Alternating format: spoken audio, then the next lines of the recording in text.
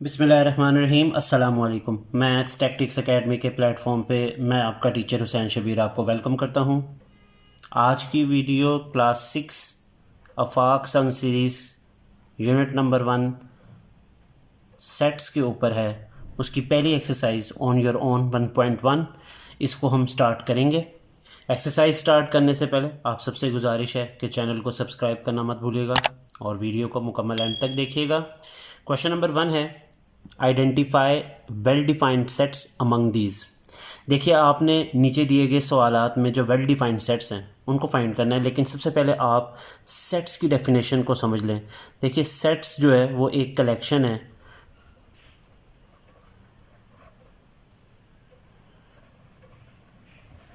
Elements की या objects की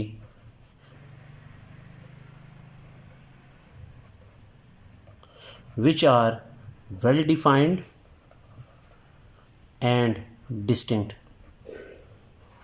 तो सेट एक ऐसी कलेक्शन है एलिमेंट्स और ऑब्जेक्ट्स की जो कि वेल डिफाइंड भी हों और डिस्टिंक्ट भी हों।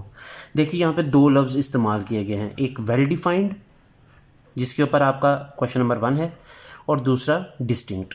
तो इन दोनों का मतलब पहले समझ लें। डिस्टिंक्ट का मतलब है डिफरेंट, जिसको हम कहते हैं मुख्तलिफ या मुनफरिद। यानी सेट जो है उसकी एक शर्त ये है कि उसके जो एलिमेंट्स हैं वो डिफरेंट होने चाहिए।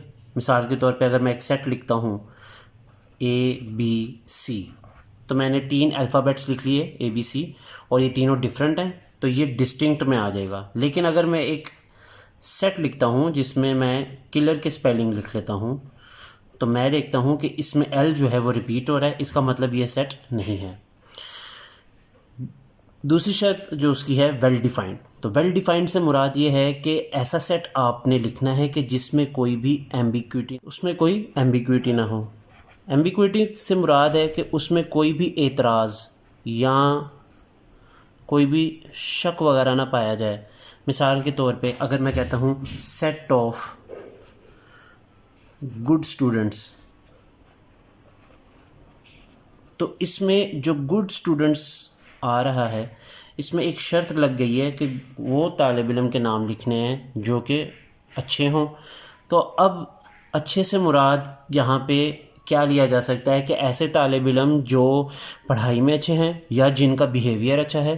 तो इसका मतलब इसमें आपको शक पाया जा रहा है कि मुख्तलिफ़ तलबा में, मुख्तलिफ़ स्टूडेंट्स में मुख्तलिफ़ राय होगी और सारे मुत्तफ़िक नहीं होंगे एक ही जवाब पे, क्योंकि गुड से मुराद यहाँ पे वो तालिब इल्म भी हो सकते हैं जिनका रिज़ल्ट 90% से अबव आया है या ऐसे स्टूडेंट्स जो कि बिहेवियर में अच्छे थे।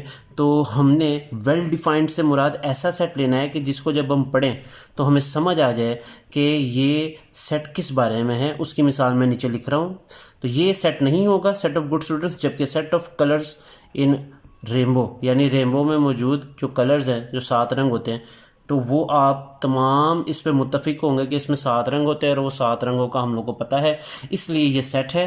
तो सेट की ये दो प्रॉपर्टीज़ यानी जो शराइत हैं या इसकी जो करैक्टरिस्टिक्स हैं, खूबियाँ जो हैं कि वो वेल डिफाइंड भी होना चाहिए और डिस्टिंक्ट भी होना चाहिए। अगर इनमें से एक भी खूबी पूरी नहीं होती तो वो सेट नहीं होगा, और अगर ये दोनों पूरी होती हैं तो इसका मतलब वो सेट कहलाएगा। पार्ट ए है सेट ऑफ इंटरेस्टिंग गेम्स। तो सेट ऑफ इंटरेस्टिंग गेम्स से मुराद ऐसी गेम्स हैं जो कि दिलचस्प हो। तो अब ये हो सकता है कि जो एक तालिब इल्म के नज़दीक इंटरेस्टिंग हो दूसरे के नज़दीक वो बोरिंग हो, इसलिए क्योंकि इसमें आपको शक पाया जा रहा है तो आप इसको लिख देंगे कि ये वेल डिफाइंड नहीं है, यानी आप लिख दें well defined, not well defined लिखते हैं। बी पार्ट है the set of provincial Capitals of Pakistan. Pakistan के जो सूबे हैं उनके दारुल हुकूमत, मिसाल के तौर पे जैसे पंजाब है या जैसे सिंध है तो उसमें जो कैपिटल है वो कराची है, पंजाब में लाहौर है। इसी तरह अगर आप बलूचिस्तान की बात करें तो उसमें क्वेटा है और KPK की बात करें तो उसमें पेशावर है। तो हर सूबे का एक मुख्तलिफ कैपिटल है, तो ये वेल डिफाइंड है और इस पे किसी शख्स को एतराज़ नहीं होगा। सी पार्ट है the set of easy questions in an exam. तो ऐसा सेट जिसमें आप किसकी बात कर रहे हैं? आसान सवालात की इम्तिहान में। तो इम्तिहान में आने वाले आसान सवालात का सेट आपने बनाना है, तो ये नॉट वेल डिफाइंड है और उसकी वजह क्या है वो भी सुन लें। देखिए, अगर इजी क्वेश्चंस की बात की जाए तो इजी जो है वो एक करैक्टरिस्टिक है, एक खूबी है सवालात की। अब हो सकता है कि वो सवाल जो मेरे लिए आसान है, हो सकता है वो आपके लिए मुश्किल हो, या जो आपके लिए आसान है वो मेरे लिए मुश्किल हो। इसलिए इस सेट पे हमें एतराज़ है, इस पे हम तमाम मुत्तफिक नहीं हैं, तो ये सेट नहीं है।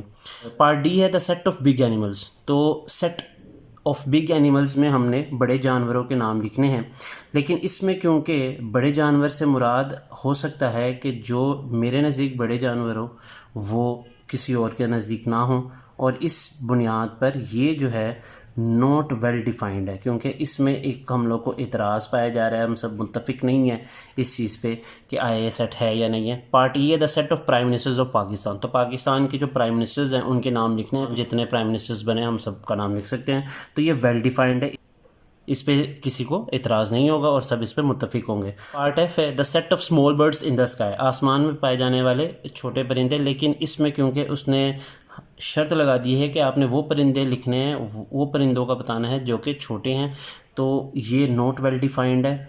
और उसकी वजह यह है कि जो परिंदा मेरे लिए छोटा है हो सकता है वो आपके लिए ना हो, तो इसमें एक कन्फ्यूजन आ जाएगी। पार्ट जी है the set of even numbers between 1 and 5। 1 और 5 के दरमियान पाए जाने वाले इवन नंबर्स। देखिए, इवन नंबर से मुराद कौन से नंबर होते हैं? इवन नंबर से मुराद वो नंबर हैं जो कि 2 के टेबल में आते हैं। तो 1 और 5 के दरमियान 2 और 4 वो दो नंबर हैं जो कि इवन नंबर हैं। इसका मतलब ये वेल डिफाइंड है। तो वेल डिफाइंड से मुराद ऐसा सेट होगा कि जिसकी आपको समझ आ जाए, आपको कन्फ्यूजन ना हो। The set of durable tables. तो ऐसे टेबल जिनकी जो मुद्दत है, जो लाइफ है वो ज़्यादा हो, क्योंकि हो सकता है मेरे नज़दीक वो टेबल अच्छा है कि जो 2 साल टाइम निकाल जाए, और हो सकता है आपके लिए वो टेबल अच्छा है जो कि 6 माह निकाल जाए। तो इसमें एक इतराज़ आ रहा है, हम सब मुत्तफिक नहीं हैं, तो इसलिए पार्ट एच जो है वो नॉट वेल डिफाइंड है। पार्ट आई है the set of nice people in the neighbourhood. आपके पड़ोस में रहने वाले अच्छे लोगों का सेट बनाना है। देखिए, इसमें फिर एक खूबी आ गई है, नाइस पीपल। तो जब भी खूबी आ जाएगी किसी भी स्टेटमेंट में, तो आपने याद रखना है वो नॉट वेल डिफाइंड है। लास्ट पार्ट जे है the set of beautiful people in a town. एक टाउन में रहने वाले अच्छे और ख़ूबसूरत लोग। तो इसमें भी क्योंकि पीपल हैं लेकिन ब्यूटीफुल, खूबसूरत लोग, और ख़ूबसूरत एक प्रॉपर्टी है, करैक्टरिस्टिक है, इसलिए ये नॉट वेल डिफाइंड होगा। तो आपको इसमें एक हिंट दे रहा हूँ मैं कि अगर आपने वेल डिफाइंड और नॉट वेल डिफाइंड में फ़र्क करना है तो याद रखें, जिस स्टेटमेंट में आपको किसी भी चीज़ की खूबी साथ बता दी जाएगी, मिसाल के तौर पे जैसे हमने इसमें देखा ब्यूटीफुल आ गया पार्ट जे में, और स्मॉल बर्ड्स देखा, सेट ऑफ बिग एनिमल्स देखे, इजी क्वेश्चंस देखे, इंटरेस्टिंग गेम्स की बात की, नाइस पीपल की बात की, तो इन तमाम ये जो मैंने नाम लिए हैं इसमें कोई ना कोई खूबी आ रही है, इसलिए ये वेल डिफाइंड नहीं होंगे, और जिसमें आपको पढ़ के आपको कन्फ्यूजन ना हो वो वेल डिफाइंड होगा। क्वेश्चन नंबर 2 है enlist each element of the set in symbolic form. आपने नीचे दिए गए सेट्स को सिम्बॉलिक फॉर्म में लिखना है। इसका पार्ट ए है, आपको सेट दिया गया है 1 3 5 7 9। तो सिम्बॉलिक फॉर्म में देखिए आपने कैसे लिखना है, ये इस सेट के एलिमेंट्स हैं। देखिए, जो ब्रैकेट में लिखे जाते हैं, नंबर हों या अल्फ़ाबेट्स हों या कोई भी चीज़ हो, वो उस सेट के एलिमेंट्स होते हैं, मेंबर होते हैं या ऑब्जेक्ट होते हैं। ये तीनों नाम आप इस्तेमाल कर सकते हैं। तो जब मैं सिम्बॉलिक फॉर्म में लिखूँगा तो मैं देखिए इसको किस तरह लिख रहा हूँ, 1 बिलोंग्स टू ए। ये जो बीच में आपने सिंबल लगाया है इसको हम कहते हैं बिलोंग्स टू। इसी तरह आप लिख देंगे 3 belongs to A, 5 belongs to A, 7 belongs to A, 9 belongs to A. तो इसका ये पार्ट ए इस तरह हमने सॉल्व कर लिया है। इसका पार्ट सी जो है वो देखते हैं, वो दिया हुआ आपको STAR। तो इसको जब आपने लिखना है, देखिए कैसे लिखेंगे, S belongs to C, T belongs to C, A belongs to C, और R belongs to capital C, यानी जो सेट C है। पार्ट E इसका देखते हैं, E is equal to chips, cookies, burgers, fries.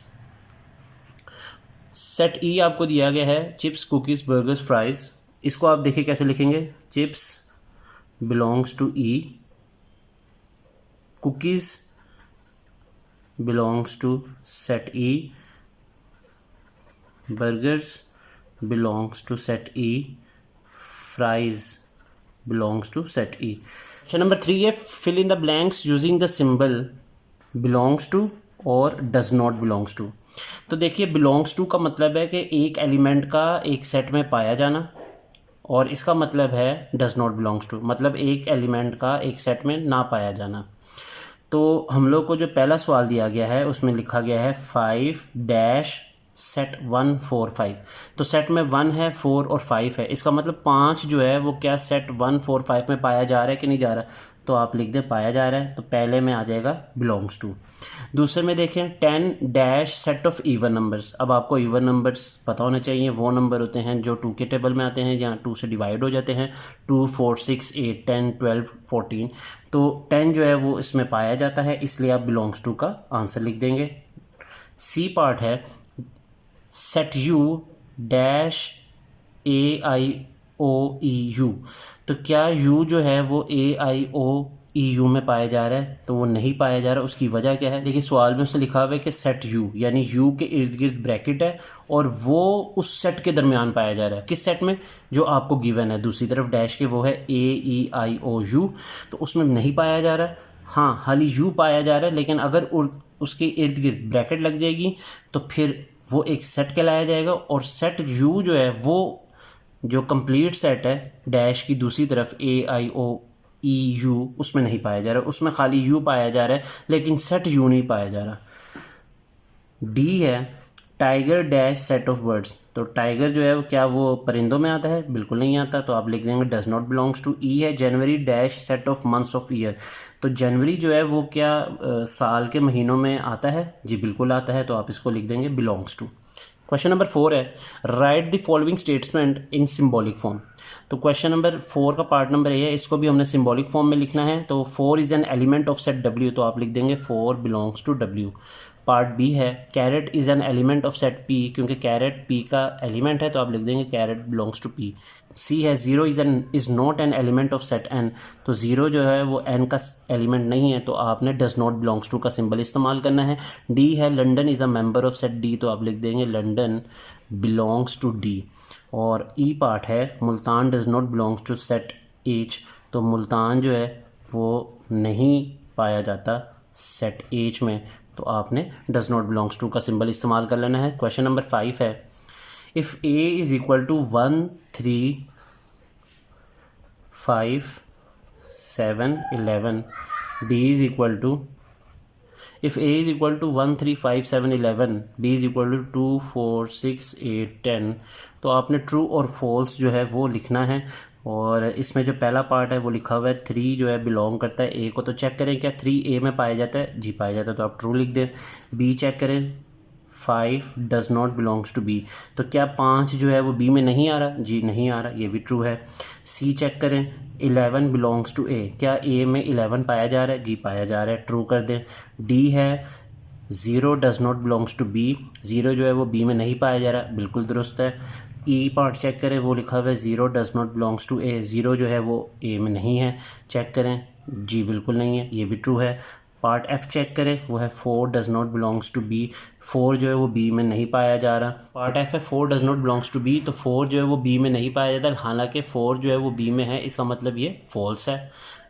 Part जी है 11 बिलोंग्स टू बी, तो check करें क्या बी में 11 पाया जा रहा, नहीं, वो फॉल्स हो जाएगा। पार्ट एच है 2 डज नॉट बिलोंग्स टू ए, 2 जो है वो ए में नहीं आ रहा, दुरुस्त है। उसके बाद आई चेक करते हैं 12 does not belongs to B, क्या 12 बी में मौजूद नहीं है, जी नहीं मौजूद, ट्रू कर दें।